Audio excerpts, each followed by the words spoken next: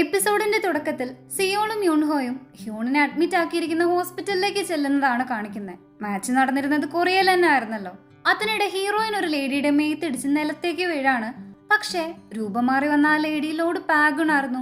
Seoul ഇവിടെ യൂൺഹോ എവിടെ പോയി എന്ന് അന്വേഷിക്കുന്നതിനിടെ ഹ്യൂണിനെ കൊണ്ടുവന്നത് കണ്ടതും എനിക്ക് അവനെ ഒന്ന് കാണണം, ഞാൻ ഹ്യൂണിന്റെ ഫ്രണ്ടാണെന്നൊക്കെ പറയുമെങ്കിലും സെക്യൂരിറ്റീസ് അവനെ അകത്തേക്ക് കയറാൻ സമ്മതിക്കുന്നുണ്ടാവില്ല. സെയിം ടൈം ഹ്യൂണിന്റെ അച്ഛൻ അവനെ കണ്ടപാടെ അദ്ദേഹത്തിന് സിയോളിനെ മനസ്സിലാവുന്നുണ്ട്. കട്ട് ചെയ്താ ഹ്യൂണിന് എന്താ പറ്റിയത്, അവൻ മരിക്കുന്നു പറഞ്ഞത് സത്യമാണോ എന്ന് ചോദിക്കുകയാണ് ഹീറോയിൻ. ഇതിനിടെ അവന്റെ ഹാർട്ട് ബീറ്റ് ഒക്കെ തിരിച്ചു വരുന്നതായി കാണിക്കുന്നുണ്ട്. അവിടെ ഹ്യൂൺ മരിക്കും, പക്ഷെ ഇന്നല്ല, അധികം വൈകാതെ. അവന് നീ കൊടുത്ത വിധി ഇതല്ലേ എന്ന് പറയാണെന്നിട്ട് വേൾഡ് ഫേമസ് ആയ ഒരു ഫുട്ബോൾ പ്ലെയർ ആവാനും എന്നാൽ ആ ചെറുപ്രായത്തിൽ തന്നെ മരിക്കാന്നുള്ളതായിരുന്നു സിയോളിന്റെ വിധി. കുറച്ച് ബുദ്ധിമുട്ടുള്ള ജീവിതമാണെങ്കിലും ഹ്യൂണിന് ആയുസ് കുറെ ഉണ്ടായിരുന്നു. അതാണ് നീ കാരണം ഇപ്പൊ ഇല്ലാതാവാൻ പോകുന്നതെന്ന് കേട്ട് തനിക്ക് പകരം ഹ്യൂൺ മരിച്ചതോർത്ത് വിഷമിക്കുന്ന സിയോളിനെയും അല്ലെങ്കിൽ ഹ്യൂണിന് പകരം സിയോള് മരിക്കാന്നുള്ളതോ ആയിട്ടുള്ള വിധിയൊന്നും അല്ലാതെ ഇത് ശരിയാക്കാൻ വേറെ എന്തെങ്കിലും വഴി കാണാതിരിക്കില്ല എന്ന് പറയാണ് യൂൺഹോ. ഈ ടൈം ലോഡ് പാഗുണ കത്തി അവൾക്ക് കൊടുത്ത് ഹ്യൂൺ മരിക്കുന്നതിന് മുമ്പ് നീ സ്നേഹിക്കുന്ന സിയോളിനെ ഇത് വെച്ച് കുത്തിയ നിനക്ക് പഴയ പോലെ 9 tailed ഫോക്സ് ആവാനും പറ്റും, അവരുടെ വിധികള് താനേ ചേഞ്ച് ആയിക്കോളും എന്ന് പറയാണ് പാഗുണ. അപ്പോ പണ്ട് യൂൺഹോ അവളുടെ ചേച്ചിയോട് പറഞ്ഞ പോലെ. പക്ഷേ താൻ അതിന് സമ്മതിക്കില്ല എന്ന് യൂൺഹോ പറഞ്ഞതും നീ കാരണം ഇനിയും ഒരു മനുഷ്യൻ മരിച്ചാ ഒരിക്കലും നിനക്ക് ഫോക്സ് ആവാൻ പറ്റില്ല എന്ന് മാത്രല്ല ഈ കത്തി വെച്ച് നിന്നെ ഞാനായിരിക്കും കൊല്ലാന്ന് പറയാണ്. സീൻ അവിടെ കട്ട് ചെയ്ത് സിയോളും ഹ്യൂണിന്റെ അച്ഛനും കൂടി സംസാരിക്കുന്നതാണ് കാണിക്കുന്നത്. ഹ്യൂൺ ഇപ്പൊ ഓക്കെ ആയിട്ടുണ്ട്, പക്ഷെ എന്തൊക്കെയോ ടെസ്റ്റുകൾ ഇനിയും ഉള്ളതുകൊണ്ട് തന്നെ എനിക്ക് ഇപ്പൊ അകത്തേക്ക് കയറാൻ പറ്റില്ല എന്ന് കേട്ട് അതൊന്നും കുഴപ്പമില്ല, ഹ്യൂണിന് കുഴപ്പമൊന്നുമില്ലല്ലോ എന്നുള്ള സമാധാനമാണ് ഹീറോയ്ക്ക്. ഇവരുടെ സംസാരത്തിനിടയ്ക്ക് യൂൺഹോയും തിരിച്ചു വന്നിരുന്നു. അങ്ങനെ അവര് വീട്ടിലേക്ക് പോകുന്നതിനിടെ ഹ്യൂണിനോട് ഇത്രയ്ക്ക് സ്നേഹം കാട്ടാൻ മാത്രം അവൻ അത്ര നല്ലവനാണോ, അത്ര അടുപ്പാണോ സിയോളിന് അവനോടെന്നൊക്കെ ചോദിക്കാണ് അവള്. അങ്ങനെ ചോദിച്ചാൽ എനിക്കറിയില്ല. ഹ്യൂണും ഞാനും കുട്ടിക്കാലം മുതൽക്കുള്ള ഫ്രണ്ട്സ് ആയതുകൊണ്ട് പരസ്പരം നന്നായി അറിയാം. ഞാനായാലും അവനായാലും സെൽഫിഷ് ഒക്കെ തന്നെയാണ്, പക്ഷെ അവനൊരു പ്രശ്നം വന്നാൽ വെറുതെ കണ്ടിരിക്കാൻ പറ്റില്ലല്ലോ. അവനും അങ്ങനെ തന്നെയാണെന്നാണ് സിയോള് പറയാം. ഒരു പക്ഷേ എനിക്ക് സിയോളിന്റെ പഴയ ലൈഫ് തിരിച്ചു തരാൻ പറ്റിയില്ലെങ്കിലോ, അപ്പോഴും എന്നോട് ഈ സ്നേഹം ഉണ്ടാവുമെന്ന് യൂൺഹോ ചോദിക്കുമ്പോൾ എന്തെങ്കിലും പ്രശ്നമുണ്ടോന്ന് അവൻ ചോദിക്കുമെങ്കിലും ഇല്ല എന്നാണ് അവള് പറയാ. ഇന്നേരം ലോഡ് പാഗുണായി സംസാരിച്ചതിന്റെ ബാക്കി കാണിക്കുന്നുണ്ട്. വിധിയൊക്കെ നേരത്തെ എഴുതപ്പെട്ടതാണെങ്കിൽ ആര് മരിക്കും ജീവിക്കുന്നൊക്കെ നിങ്ങൾക്ക് ഇപ്പോഴേ അറിയായിരിക്കുമല്ലോ, പിന്നെ എന്തിനാ എന്നോട് ഇതൊക്കെ പറയുന്നത്? സ്വർഗത്തിന്റെ വിധി അനുസരിച്ച് നരകിച്ച് ജീവിക്കാനൊന്നും എന്നെ കിട്ടില്ല, എന്ത് ചെയ്തിട്ടാണെങ്കിലും സിയോളിനെ ഞാൻ രക്ഷിക്കുന്ന അവള് പറഞ്ഞിരുന്നു. അങ്ങനെ പിറ്റേ ദിവസം ഉറക്കണീറ്റതും സ്പിരിച്വൽ പവേഴ്സ് വേഗം നേടിയെടുത്ത് എത്രയും പെട്ടെന്ന് 9 tailed ഫോക്സ് ആവണമെന്ന് പറയാണ് അവള്. എന്നാ മാത്രമേ ഈ പ്രശ്നങ്ങളെല്ലാം പരിഹരിക്കാൻ പറ്റുള്ളൂല്ലോ. അതുകൊണ്ട് തന്നെ അവളുടെ പാസ്റ്റില് അറിഞ്ഞും അറിയാതെയും ചെയ്ത തെറ്റുകളൊക്കെ ഓർത്തെടുത്ത് അത് കാരണം കഷ്ടപ്പെടേണ്ടി വന്നവരെ സഹായിക്കാൻ തീരുമാനിക്കുകയാണ്.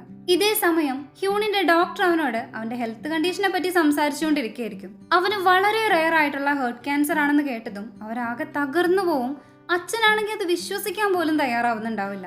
ഈ അടുത്ത് മാച്ചിന് വേണ്ടി ചെക്കപ്പ് എടുത്തപ്പോഴടക്കം ഒരു കുഴപ്പമില്ലായിരുന്നല്ലോ എന്ന് കേട്ട് കണ്ടുപിടിക്കാൻ വളരെ ബുദ്ധിമുട്ടുള്ള സിംറ്റംസ് ഒന്നും ഇല്ലാത്തൊരു അസുഖമാണിത്. ട്രാൻസ്പ്ലാന്റിന്റെയും സർജറിയുടെ ഒക്കെ സമയമൊക്കെ കഴിഞ്ഞു, കൂടിപ്പോയ 6 മാസം മാത്രമേ ഹ്യൂൺ ജീവിച്ചിരിക്കുള്ളൂ എന്ന് പറയും. അത് കേട്ടതോടെ ഹ്യൂൺ വല്ലാത്തൊരവസ്ഥയിലാവാണ്. ഈ ജീവിതം ലൈഫ് ലോങ് വേണമെന്നൊന്നും ഞാൻ ആവശ്യപ്പെട്ടിട്ടില്ലല്ലോ, കുറച്ചു നാളല്ലേ, അതും എനിക്ക് പറ്റില്ല എന്നാണോ എന്നൊക്കെ സ്വയം പറയാണ്. തന്റെ അസുഖത്തിന്റെ കാര്യം സീക്രട്ട് ആയി വെച്ചാൽ മതിയെന്നും എത്രയും പെട്ടെന്ന് സിയോളിനെ കാണണമെന്നും അവൻ അച്ഛനോട് പറയുന്നുണ്ട്. ഇതേ സമയം ലിസ്റ്റിലുള്ളവരില് ആദ്യം ആരെ സഹായിക്കുന്നു നോക്കിക്കൊണ്ടിരിക്കുകയാണ് ഇവര്. ഞാൻ നിർബന്ധിച്ച് സ്ഥലം വിൽപ്പിച്ച ഒരാളുണ്ട്, അയാളായാലോ എന്ന് ചോദിക്കുന്നതിനിടെ ഹീറോക്ക് ഹ്യൂണിന്റെ കോള് വരും. അവിടെ സീൻ കട്ട് ചെയ്ത സിയോളിന്റെ ഫ്രണ്ട്സ് പ്രാക്ടീസിന് ചെല്ലുന്ന ടൈം ഇന്നും ടർഫ് അടിച്ചേക്കാണെന്ന് കണ്ടതും കോച്ചിനെ വിളിച്ചു നോക്കാണ് അവര്. 1-2 ദിവസം കൂടി പ്രാക്ടീസ് ഉണ്ടാവില്ല എന്നല്ലാതെ വേറൊന്നും കോച്ച് പറയേയില്ല. പുള്ളി ഇതേ സമയം വേറൊരു സ്പോൺസറിനെ അന്വേഷിച്ചു വന്നതായിരുന്നു. അങ്ങനെ ഒരാളെ മീറ്റ് ചെയ്യുന്നുണ്ടെങ്കിലും ടീമിനെ സ്പോൺസർ ചെയ്യാൻ അയാളും തയ്യാറാവില്ല. ഇവരാണെങ്കിൽ ഇനിയിപ്പോ എന്താ ചെയ്യാന്ന് ആലോചിച്ചുകൊണ്ടിരിക്കുന്നതിനിടയ്ക്കാണ് ലോക്ക് ഞാൻ തുറന്നു തരണോന്നും ചോദിച്ച് ഗുമി വരാം. ഓ, ഇന്നലെ സിയോളിന്റെ വീട്ടിലുണ്ടായ കുട്ടിയല്ലേന്ന് അവർ ചോദിക്കുന്നുണ്ട്. അപ്പോ ഇവൾ അപ്പൊ തന്നെ പവേഴ്സ് വെച്ച് ലോക്ക് തുറക്കുമ്പോ ഇതെങ്ങനെ തുറന്നു എന്ന് ആലോചിച്ച് അന്തം വിട്ട് നിൽക്കാണ് അവര്. പക്ഷെ ബോയും വീണ്ടും അത് ലോക്ക് ചെയ്തേക്കാൻ പറയും. എന്നിട്ട് ഫുഡ് കഴിക്കാൻ പോയാലോ എന്ന് ചോദിക്കാണ്. സിയോളും യൂൺഹോയും ഹ്യൂൺ വിളിച്ചിട്ട് ഹോസ്പിറ്റലിലേക്ക് വന്നേക്കാണിപ്പോ. ഇന്നേരം യൂൺഹോനെ പറ്റി ഹീറോ പറയാൻ പോവെങ്കിലും എനിക്കെല്ലാം ഓർമ്മ വന്നു. ഇവരിപ്പോ മനുഷ്യനാണെന്ന് എനിക്ക് അറിയാന്ന് കേട്ട് നിന്റെ നന്നത് മറിച്ചത് സിയോള് പറഞ്ഞിട്ടല്ല, അതെന്റെ തീരുമാനം മാത്രമായിരുന്നു എന്ന് അവള് പറയും. അതൊന്നും സാരമില്ല, ഇങ്ങനൊരു ലൈഫ് കിട്ടിയപ്പോ ഞാനും സ്വാർത്ഥനായി പോയി, വേറൊന്നും കൊണ്ടല്ല. അച്ഛനെ ഓർത്തിട്ടാണ് ഞാൻ 1 മാസം സമയം ചോദിച്ചത്, പക്ഷെ അതൊന്നും വേണ്ട, നമുക്ക് ഇപ്പൊ തന്നെ മാറാന്ന് പറയുമ്പോ ഇപ്പോഴതിന് പറ്റില്ല എന്ന് സിയോള് പറയുന്ന കേട്ട് ദേഷ്യപ്പെടാണവൻ. ഇനിയും നിന്റെ ലൈഫ് ഞാൻ ജീവിച്ചാ നിനക്കത് തിരിച്ചു തരാൻ പറ്റാത്ത വണ്ണം ഞാൻ സ്വാർത്ഥനായി പോയാലോ, അതിന്റെ ഉത്തരവാദിത്തം നീ ഏറ്റെടുക്കുമെന്നൊക്കെ ചൂടാവുന്ന കണ്ട് യുൺഹോയ്ക്ക് കാര്യം പിടികിട്ടു. അതുകൊണ്ട് തന്നെ ഫ്രൂട്ട്സ് വാങ്ങിക്കൊണ്ടുവരാൻ പറഞ്ഞ് സിയോളിനെ ഒഴിവാക്കാണ് അവിടുന്ന്. നീ അധികം വൈകാതെ മരിക്കുന്നുള്ളത് അറിഞ്ഞല്ലേ? നിന്റെ ഈ മനമാറ്റത്തിന്റെ കാര്യം അതാണെന്ന് എനിക്ക് മനസ്സിലായി. പക്ഷെ അത് സിയോളിനെ അറിയിക്കണ്ട. അറിഞ്ഞ അവന് ഒരുപാട് വിഷമിക്കും. കാരണം നിന്നെ ഭയങ്കര കാര്യമാണ് അവന്. സിയോളിന്റെ സ്നേഹം നീ അർഹിക്കുന്നില്ല എന്ന് കേട്ട് ഒന്നും ചെയ്യാതെ ഞാനപ്പോ മരിക്കണം എന്നാണോ നീ പറയുന്നതെന്ന് ഹ്യൂൺ തിരിച്ചു ചോദിക്കാണിപ്പോ. മരിക്കണ്ടെന്നാണെങ്കിൽ എന്നെ നീ സഹായിക്കേണ്ടി വരും. എനിക്കും അധികം സമയമില്ല എന്ന് അവള് പറയുന്നതായി കാണിച്ച് കട്ട് ചെയ്താ. ഫുഡ് കഴിക്കാന്ന് പറഞ്ഞിട്ട് ഗെയിം കളിക്കാൻ വന്നേക്കുന്ന എന്താണെന്ന് ചോദിക്കാണ് ഗുമി. ഈ ഗെയിമിൽ ഒരു ബെറ്റ് ഉണ്ട്, ഞാൻ അതിൽ ജയിച്ച അടിപൊളി ഫുഡ് തന്നെ കഴിക്കാലോ എന്ന് വെച്ചിട്ടാണെന്ന് പറയാണ് ബോയം. അപ്പോ പക്ഷെ ഗെയിമിന്റെ പോക്ക് കണ്ടാവൻ ജയിക്കുന്ന ഒരു ലക്ഷണവും ഇല്ല താനും. ഇവിടെ സിയോൾ ആണെങ്കിൽ ഫ്രൂട്ട്സ് വാങ്ങി വരുമ്പോഴേക്കും യുൺഹോ ഹ്യൂണിനോടൊക്കെ സംസാരിച്ച് തിരിച്ചു വരുന്നുണ്ടാവും. വിസിറ്റിംഗ് ടൈം ഒക്കെ കഴിഞ്ഞു, ഫ്രൂട്ട്സ് നമുക്ക് തിരിച്ചു കൊടുത്ത് റീഫണ്ട് വാങ്ങിക്കാന്ന് പറയാണെന്നിട്ട് അവിടെ കെട്ടായി. ബോയും ഇവനുമാണ് ടീം. ഇനിയിപ്പോ ജയിക്കൊന്നുമില്ലല്ലോ എന്ന് ഇവര് പറയുന്ന കേട്ട് ഞാനൊന്ന് ട്രൈ ചെയ്താലോ എന്ന് ചോദിക്കാണ് ഗുമി. ആദ്യമായിട്ട് കളിക്കാണെന്ന് കേട്ടതും അവളെ കൊണ്ട് കളിപ്പിക്കാൻ മറ്റേ പയ്യന് ഇഷ്ടമുണ്ടാവില്ല. പക്ഷെ ബോയം അതൊക്കെ പറഞ്ഞു കൊടുത്ത് കളിക്കാൻ സമ്മതിക്കും. ഗുമി പക്ഷെ പ്രോ ആയിട്ടാണ് കളിക്കുന്നുണ്ടാവുക. അതുകൊണ്ട് തന്നെ ഗെയിമിൽ ബോയമിന്റെ ടീം തന്നെ ജയിക്കുകയും ചെയ്യും. ഈ ടൈം അവളുടെ ടാലന്റിൽ ഇംപ്രസ് ആയിട്ട് ഈ ഫ്രണ്ടിന് ചോയ് എന്നാണ് അവന്റെ പേര്, അവൻ അവളോടൊരു ഇഷ്ടം തോന്നുന്നുണ്ട്. അത് കഴിഞ്ഞ് ഹീറോ ആ ഫ്രൂട്ട്സ് തിരികെ കൊടുക്കാൻ പോകുന്നതിനിടെ നമ്മുടെ ട്രിപ്പ് പോലൊന്നും ഇനി നടക്കില്ല. ടീമിന്റെ സ്പോൺസർ കൈ ഒഴിഞ്ഞു. മാച്ച് ഒന്നും ഇല്ലാത്തതുകൊണ്ട് തന്നെ ക്യാഷ് ഉണ്ടാവില്ല എന്ന് പറയാണ്. അപ്പോഴേക്കും ഫ്രൂട്ട്സ് വാങ്ങിയ ഷോപ്പ് എത്തും. അത് കണ്ടതും എന്നെ ഇറക്കി വിട്ട ഷോപ്പാണിത്, ഇവിടെ നിന്നല്ലാതെ ഫ്രൂട്ട്സ് വാങ്ങാൻ വേറെ ഒരു സ്ഥലവും കിട്ടില്ല എന്ന് ചോദിക്കുമ്പോ യുൺഹോനെ ഇറക്കി വിട്ടോ, അതും സാലറി പോലും തരാണ്ട്. ഇത് ചോദിച്ചിട്ട് എന്നെ കാര്യം പറഞ്ഞ് സിയോൾ അങ്ങോട്ട് പോകും. അവിടെ ചെന്ന സീനിയർ സ്റ്റാഫിനെ കണ്ടതും യുൻസോ ചേച്ചി എന്താ ഇവിടെ എന്ന് ചോദിക്കാണ്. സിയോളിന്റെ ഒറിജിനൽ ലൈഫില് അവന്റെ മാനേജറും ഏജന്റും ഒക്കെ ആയിരുന്ന ലേഡിയാണിത്. ഈ ലൈഫില് ഇവരെ അന്ന് ഗുമിയുടെ ഒപ്പം പാർക്കിൽ വെച്ച് കണ്ടെങ്കിലും അവൻ അത്രയ്ക്ക് മനസ്സിലായില്ല. വഴക്കുണ്ടാക്കാൻ പോയ ആളിപ്പോ അവരെയും കൂട്ടി വരുന്ന കണ്ട് അന്തം വിട്ട് നിൽക്കാണ് യുൺഹോ ഇവിടെ. അവനാണെങ്കിൽ തന്റെ പഴയ ഫ്രണ്ടാണെന്നും പറഞ്ഞ് ആ ലേഡിയോട് നല്ല അടുപ്പം കാണിക്കും. ശേഷം അവരെയും കൂട്ടി ഫുഡ് കഴിക്കാൻ പോകാൻ തീരുമാനിക്കാണ്. ഈ ടൈം വന്ന് യുൺഹോനെ ഹെൽപ്പ് ചെയ്താൽ സ്റ്റാഫും വരുന്നുണ്ട്. മാച്ചിൽ ജയിച്ചോണ്ട് തന്നെ ബോയം പറഞ്ഞ പോലെ ഗുമിക്ക് ആ ഫുഡ് വാങ്ങിക്കൊടുക്കുന്നതാണ് പിന്നീട് കാണിക്കുക. അവള് ബോയമിനെ വായി നോക്കുമ്പോ ചോയ് ഇവളെ നോക്കുന്നുണ്ടാവും. ഇത് കണ്ട് ബാക്കി രണ്ടെണ്ണം ഒന്നും മനസ്സിലാവാതിരിക്കാണ്. ഗുമിക്ക് ഇഷ്ടം ബോയമിനെയാണെന്ന് മനസ്സിലാവുമ്പോ ചോയ്ക്ക് വിഷമാവുന്നുണ്ട്. ഇതേ സമയം ഇവരും ഇവിടെ ഫുഡ് കഴിച്ചുകൊണ്ടിരിക്കുകയായിരിക്കും.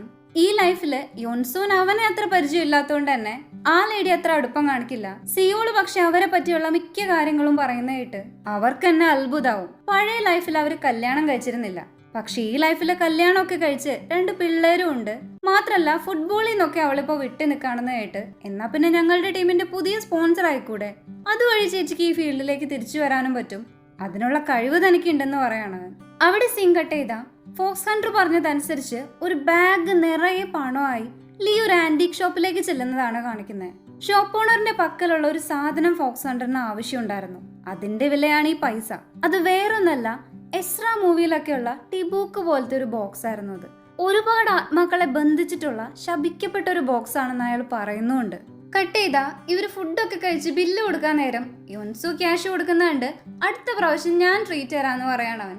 അത് കേട്ടതും അതിന്റെ ഒന്നും ആവശ്യമില്ലാന്നും പറഞ്ഞ് യുൺഹോ അവളുടെ കാർഡ് വെച്ച് പേ ചെയ്യും. എത്ര വേണേലും ചെലവാക്കാൻ പറ്റുന്ന ബ്ലാക്ക് കാർഡ് ആയിരുന്നു അത്. താനത് ഹ്യൂണിന്റെ വാങ്ങിയതാണെന്നുള്ള കാര്യം അവൾ ഇപ്പോഴാണ് സിയോളിനോട് പറയുന്നത്. അങ്ങനെ വീട്ടിലേക്ക് എത്തുന്ന ടൈം നമുക്ക് എന്തേ ബുദ്ധി നേരത്തെ തോന്നാഞ്ഞേ? ഹ്യൂണിന്റെ ക്യാഷ് എന്ന് പറഞ്ഞാൽ അത് എന്റെ ക്യാഷ് അല്ലേന്ന് സിയോള് പറയുന്നതിനിടെ യുൻസു ചേച്ചിയോട് അത്രയും അടുപ്പം കാട്ടിയതിന്റെ പേരില് അതും പറഞ്ഞ് ദേഷ്യപ്പെടാണ് അവള്. യുൺഹോ അപ്സെറ്റ് ആയെന്ന് കണ്ടതും സിയോള് സമാധാനിപ്പിക്കുന്നുണ്ട് അവളെ. സത്യം പറഞ്ഞ യോൻസുവിനെ കണ്ടപ്പോൾ എനിക്ക് സങ്കടം തോന്നിയത്. പഴയ ലൈഫിൽ യോൻസു വളരെ സക്സസ്ഫുൾ ആയിരുന്ന ലേഡിയായിരുന്നു. നമുക്ക് ആർക്കും അവരെ തർക്കിച്ച് ജയിക്കാൻ പറ്റില്ല. നെഗോഷിയേറ്റ് ചെയ്യുന്നതിലൊക്കെ പുലിയായിരുന്നു എന്ന് കേട്ട് ഞാൻ വിധി മാറ്റിയതുകൊണ്ടാണോ അപ്പൊ അവരുടെ ലൈഫ് ഇങ്ങനെ ആയെന്ന് യുൺഹോ പറയുന്നതിനിടെ ഒരു കോള് വരാണ് അവൾക്ക്. അപ്പോഴാണ് അവളുടെ ഫോൺ യോൻസുവിന്റെ ഒപ്പം വന്ന പെൺകുട്ടിയുടെ ഫോണായിട്ട് മാറിപ്പോയെന്ന് മനസ്സിലാവുക. ഏറിം എന്നാണ് അവളുടെ പേര്.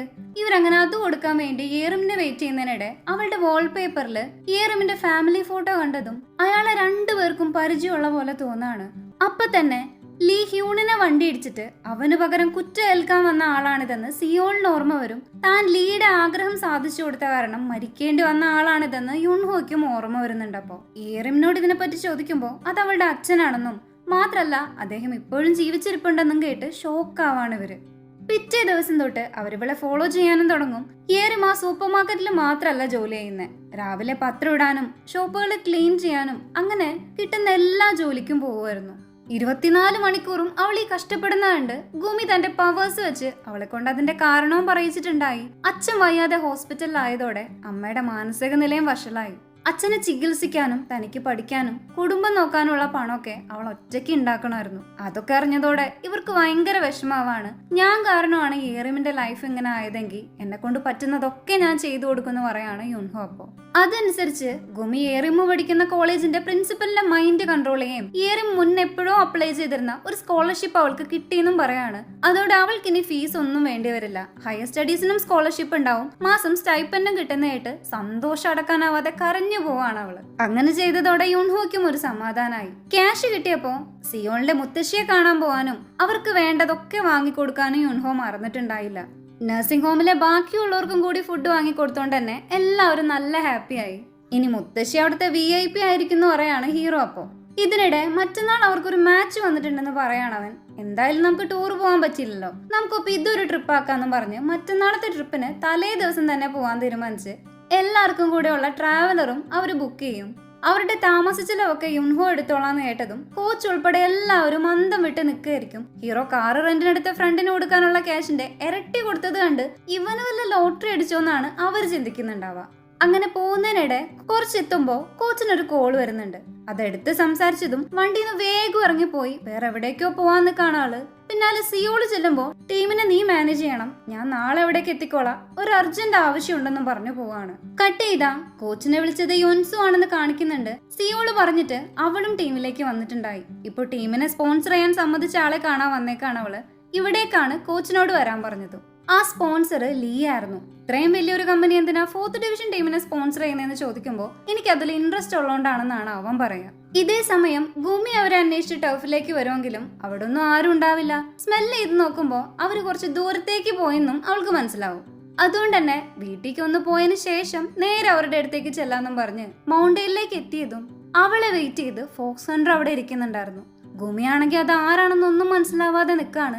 ഈ സമയം അയാൾ ഒരു ബെല്ല് പുറത്തേക്ക് എടുക്കും. ഇതൊരു ഡിവൈൻ ബെല്ലാണ്. മനുഷ്യരല്ലാത്ത എല്ലാവർക്കും ഇതിന്റെ ശബ്ദം അസ്വസ്ഥത ഉണ്ടാക്കും എന്നും പറഞ്ഞത് അടിക്കുമ്പോ അയാൾക്കൊപ്പമുള്ള എല്ലാ ആത്മാക്കളും ചോര ഛർദ്ദിക്കാനും മയങ്ങി വീഴാനും തുടങ്ങും. അതേ രീതിയിൽ ഗുമിയും തല കറങ്ങി വീഴുന്നതായി കാണിച്ച് കട്ട് ചെയ്ത യുൻഹോ ഉറങ്ങുന്നതിനിടെ ലോഡ് പാഗുൻ പറഞ്ഞതൊക്കെയാണ് അവളുടെ മൈൻഡിൽ ഉണ്ടാവുക. നീ എത്രയൊക്കെ വിധിയെ തടുക്കാൻ ശ്രമിച്ചാലും ജീവിതകാലം മുഴുവൻ നിനക്കത് ചെയ്തോണ്ടിരിക്കാൻ പറ്റില്ല എന്നൊക്കെ പറഞ്ഞത് ഓർക്കുമ്പോ പെട്ടെന്ന് സിയോൾ അവളെ ആ കത്തി വെച്ച് കുത്തുന്ന സീനാണ് അവൾക്ക് ഓർമ്മ വരാം. അതോടെ ഞെട്ടി എഴുന്നേറ്റ് കരഞ്ഞോണ്ട് നോക്കുന്ന യുൻഹോനെ കാണിച്ചാണ് എപ്പിസോഡ് എൻഡ് ആവുന്നത്.